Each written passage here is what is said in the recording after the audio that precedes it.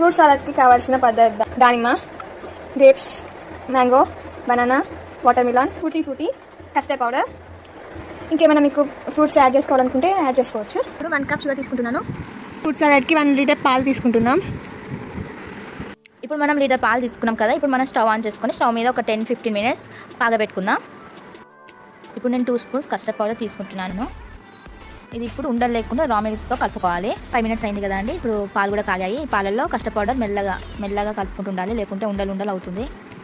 Sugar add చేసుకుంటున్నాను. ఇది చూడండి చిక్కగా అయింది. ఇప్పుడు మనం స్టవ్ ఆఫ్ చేసుకుందాం.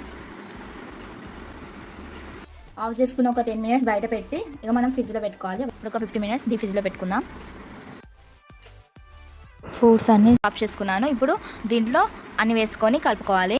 ఫుట్టి వేసుకుందాం. రెడీ అయిపోయింది మన ఫ్రూట్ సలాడ్. ఇంకెందుకు ఆలస్యం, మీ ఇంట్లో కూడా మీరు ట్రై చేయండి.